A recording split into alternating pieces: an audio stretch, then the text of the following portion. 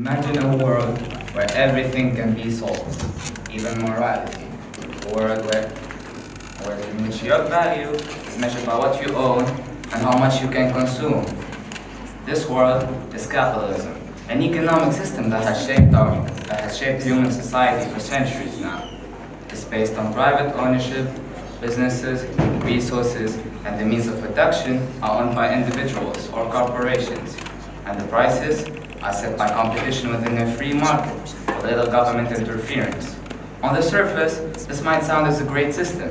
People can work hard, start businesses, and earn profit based on their efforts. But beneath this idea of so-called freedom is a system that causes harm, deepens inequality, and leads to environmental destruction. Indeed, while capitalism has achieved great progress and innovation, it has also created problems that we can no longer ignore.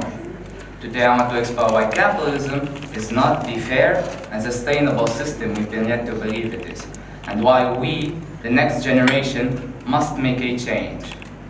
In a capitalist society, everything is for sale. Basic needs like food and water can be bought and sold, but so can harmful things like drugs, alcohol, and cigarettes. Why is that? The answer is greed. The never-ending desire for more. Greed, while being a human emotion, is something capitalism encourages. The system rewards those who seek profit at any cost, even if it means hurting others in the process. While we can't blame people for being human, we should question whether an economic system that encourages greed is the right one for our society. Should we allow profit to outweigh the human being? One of the most troubling aspects of capitalism is its contribution to inequality. Wealth and power are concentrated in the hands of a small elite, while the rest struggle to even survive. The system keeps poor people trapped in their circumstances, unable to access quality education or get good job opportunities. The rich get richer, while the poor are left behind. And this isn't just an accident, it's part of how capitalism works. In fact, capitalism relies on poverty. It needs a working class to do the jobs that the wealthy aren't ready to do. For example, in the United States, the top 10% earners have seen their wealth grow by 157%, while the rest have seen their wages only grow by 26% between 1979 and 2018. The gap is widening, and it's no surprise that capitalism often favors the rich and ignores the needs of the poor. Capitalism's endless need for growth often lead to environmental destruction. Companies driven by greed overuse natural resources without regard for the future. This leads to climate change, pollution, and species extinction. Take ExxonMobil, for example, the biggest oil company in the world. It knew about the danger of fossil fuels as early as 1977. 11 years before it became a public issue.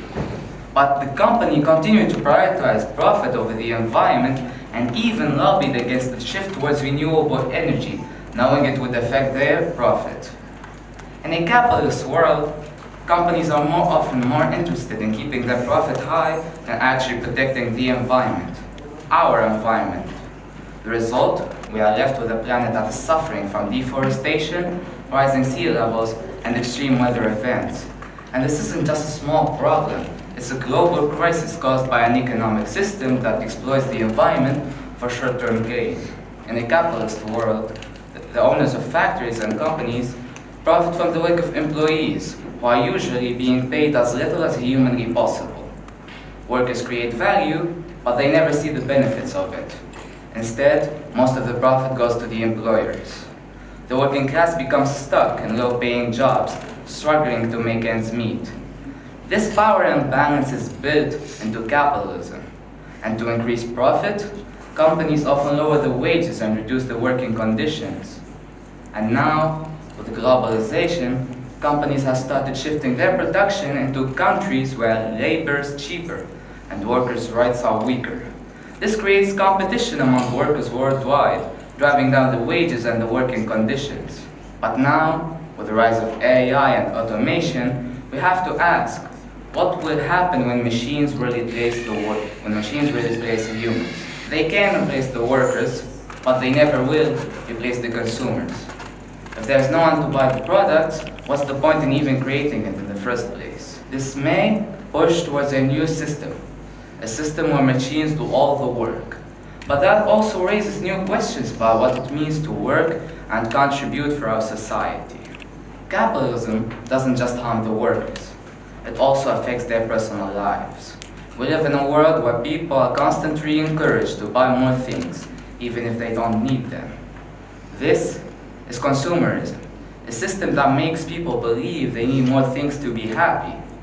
But in reality, this constant cycle of working, buying, and consuming only leads to alienation. People feel disconnected from their work, each other, and especially themselves. Work becomes something we do to survive, not something that brings fulfillment. We become like robots, performing tasks to generate profit for others. People are left unsatisfied, always chasing the next purchase or job promotion, but never truly happy.